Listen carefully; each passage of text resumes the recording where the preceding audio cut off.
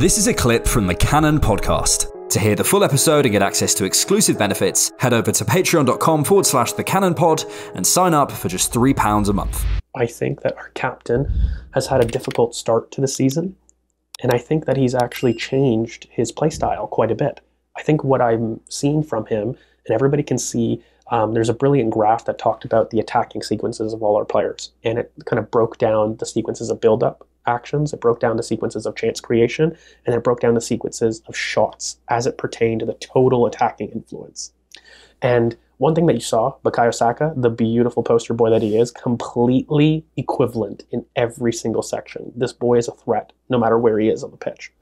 One interesting one that we didn't expect was Martin Ødegaard has almost got zero creation. It's gone from the point of being somebody that was heavily involved in our build-up change and in our creation metrics to almost none, where he is really helping in build-up or he's taking shots. There's no in between. And we actually even see that for his international games against Norway. How do you think that Martin Ødegaard can take his game to the next level? And are you of the opinion that recently, because there has been this narrative on Twitter that I think that people are fearful that he's taking too many shots now from having taken no shots last year. He's almost over-indexed, where he's taking far too many shots and he's taking them in poor locations, kind of outside the box. Do you think he can strike a better balance between when he decides to shoot and getting involved in terms of creating? Or do you just simply think maybe this is a new role for Martin Ødegaard? Like, how do you see him improving as a player, but also maybe that role change this year compared to last year? I don't know. I think something you said actually has struck a chord with me, the idea that he is the only player who's not changed positions at all. You know, you think of, Saka, obviously left back, left wing, right wing, everyone has done some kind of graduation through the positions, and the Ødegaard's the only one. I suppose in many, I understand Arteta's reticence to...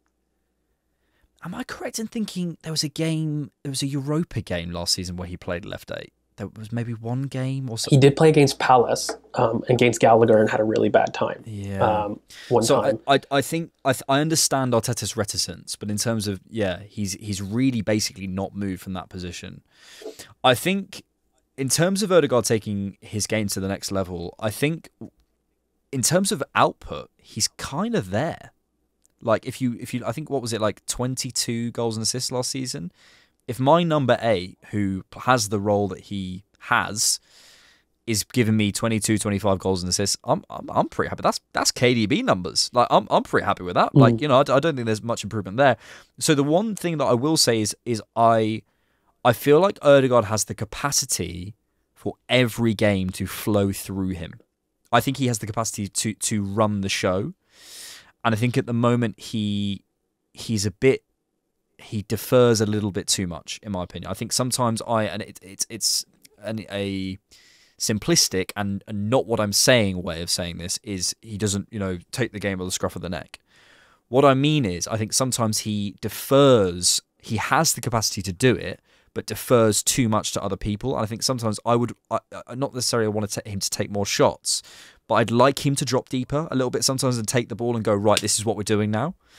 I'd like to see Ødegaard do that. I think he has the capacity to do it. I think Rice is going to grow a little bit into that, so maybe that stops him doing that, and maybe that puts paid to what I'm saying. But I do think there's a capacity for him to pop up in certain areas where we don't necessarily expect him to be, to slot into the number 9 when Jesus isn't there, and sort of get get his muscles out, get his, what I'm trying to say out, get his cojones out, a little bit. I would like to see him do that because I think he can do that. I know we've spoken again before about how does he do that, because it's all very well saying that. I think a way of doing that is accessing different areas, and I do think moving him from the right half space at times will help him. I think the angles in terms of his hips facing the goal, he can strike across his body, which I'm always more comfortable with Ødegaard, sort of towards the far corner from the left-hand side of the box, rather than striking away from his body towards the top right-hand corner, where I don't feel he quite gets the power. And I think he can do that. You've seen him at the top of the box when he can shoot sort of into that bottom corner. That Newcastle goal, that Tottenham goal, that goal against United a couple of years ago. We've seen that. And I think getting him into that there and further left, I think we could see some really, some lovely reverse balls. I think we could see some crosses from the half spaces. so there's that. But I also do think I rarely put things down, or maybe say the main thing in a player's improvement is a mental thing, because I really don't think it is a lot of the time. But I think because Ødegaard is technically so good, I think sometimes it might just be a switch for him to go, actually, this is my game. It's 54 minutes in, we've not scored, something's not quite working for us. Can I drop deep, pick up the ball, maybe against the manager's wishes and stop, not being a teacher's pet here, and drive the ball through midfield, or try a Hollywood pass, which we know he can do. Do you know what I mean? I think sometimes he is too systemic, and I think he can try and shine as an individual sometimes. Yeah, I think the biggest thing with Martin Ødegaard is I've always felt that he is an all-phase midfielder in terms of potential. His zone of influence shouldn't necessarily be in one area of the pitch. There are times that I feel he's too smart for his own good. And what do I mean by that is he's one of the best pocket players, I think, in the world. His game intelligence is phenomenal. He understands how to manipulate a block very well.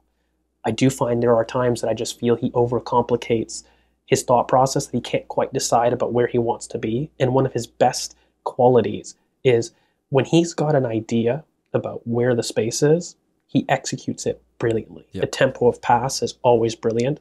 And the one thing that I really enjoyed, which is why I have been a big proponent of him on the left, is because I feel like those angles force you to have more decisions on your strong foot. Agreed. So what do I mean by that? When you play a midfielder like Kevin De Bruyne, who's a right footer on the right, the angles are reduced, yes, but it forces you to be more direct. It forces you to be more quick. And when he is quick and he is direct, he's phenomenal. Like, I think he struggles with this aspect of he's so technically good. He gets himself out of sticky situations, but it doesn't necessarily mean the ball is going forward. And sorry, and just very quickly on the De Bruyne thing, the angles are only reduced in a certain sense, and he can, because he's so good off his right, he can on the fly hit those balls into Haaland from the half space, and it's almost an instinctive thing. And I think sometimes I bet Ødegaard is sat there in the game thinking, okay, if my wing, I genuinely think it's probably almost, I think some players it's unconscious and it's just gone in their body, but I think Ødegaard's probably thinking, he's going, if I move here, pull him out that space, can someone drop into there? I genuinely think he's thinking,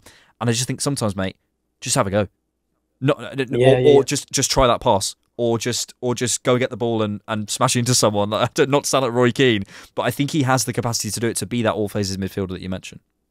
Yeah, and I think one of the big things that I've talked about is not famously said, but I always said that Martin Ødegaard has a passing accuracy of something like 89% always. And I went, I would love to see a 70% passing accuracy. Yeah. Not because that means that he's not doing it, because he's trying more risky ball. Like, exactly. I want that. And in a sense, we've seen that from his shooting perspective. And I just think one thing that I do have to maybe reevaluate, though, is I think that Martin Ødegaard is one of the best midfielders in terms of crashing the box that we've seen since maybe Lampard. Insane. And I don't think it's just system related. Like, his recognition about being able when to crash the box and when not to is brilliant. And I think that we've seen it in the internationals. We've seen it this season. He had almost made the record last year. What was it? 15 non-penalty goals in the league last season? Crazy. Something like that. And like, he's continued in the league getting into those positions. I think he shot a lot more. But it's also not just Martin Ødegaard. The one thing I will say, every single one of our attackers, their shot numbers have gone up. So it's been a clear coaching instruction for us to try more.